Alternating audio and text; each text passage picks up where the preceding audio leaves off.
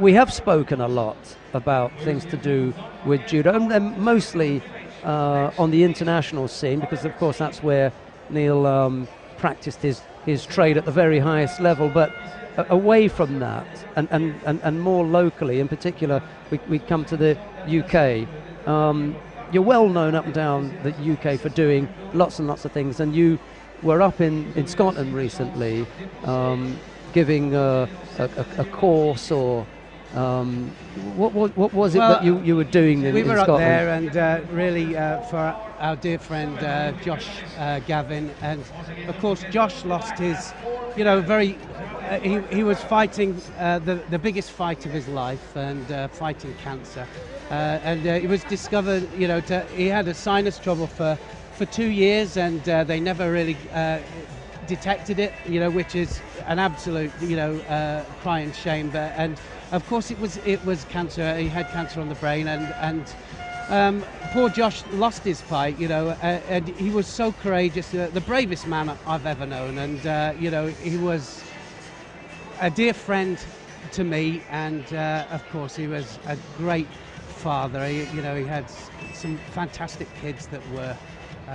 absolutely with him every second. Sean, Stacey, were there every second of his fight for life. Really. Where did you first meet Josh, and where did that come about? He first came down. I first met Josh. He came down to the club. I had a full-time setup in Coventry, and Josh came down. When was that? What year are we talking about? I'm thinking it's probably about 15 years ago, if not a little bit longer, and he came to do some training with me, and of course he was one of my students, So you'd finished competing then? We're talking about I'd finished competing. I had a full-time setup in Coventry, and we had 20 full-timers. Josh came down, and he came down several times to train with us, and over the years, we became great friends, and some people are born absolutely great. Some people are born with big hearts, and some people are born funny, and Josh had all of these, in abundance, and he had the biggest heart. Everybody loved him. I've heard that he was humorous.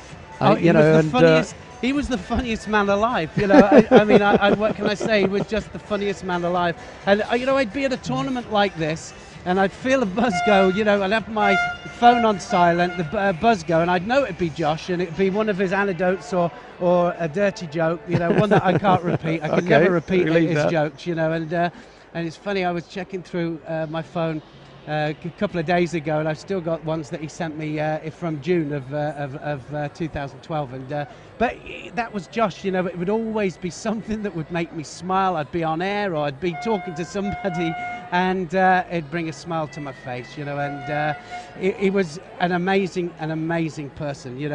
Every one of his friends has something funny to say about him, and of course Anne, was his best friend, and she was right by his side with him, as were his, all of his family last week. I'm just so glad that we all got up, all my family got up to see him, and I was glad and proud, to be able to do this fundraiser for him. So now, we're not just talking about somebody that came to the club and did a bit of judo, are we? Because Josh had an international career as well. He did. He represented Scotland and Great Britain, and he was a World Masters champion 2002, I think it was, and he was a great judo man. And he not only that, he put a lot into his club in Alloa, and he had the MMA section, which he was really big on as well. So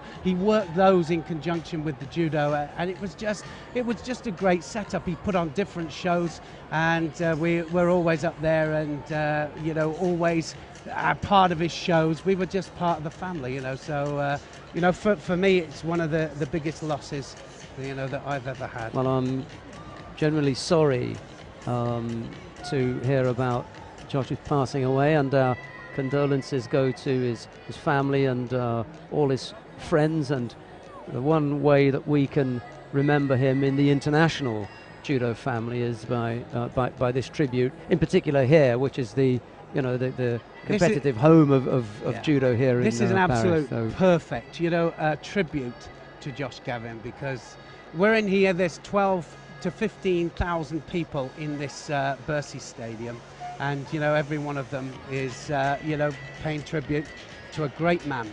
Now Josh's widow Anne is setting up a foundation in his name, and what I'll do is I'll get that information for you, everyone at home, and if you want to make a contribution to it or you want to support it in any way, then I'll be able to give you the contact details for that. And if you felt like sending something, then it should go to the foundation rather than flowers. And Anne did ask me, not to worry about sending flowers or anything like that. Save it for the foundation. We'll let you have those details, because she wants to do good for local people in the area who have very, very difficult times, and in particular we're thinking about the difficult times that are coming for that family. It's inescapable the other thing, truth.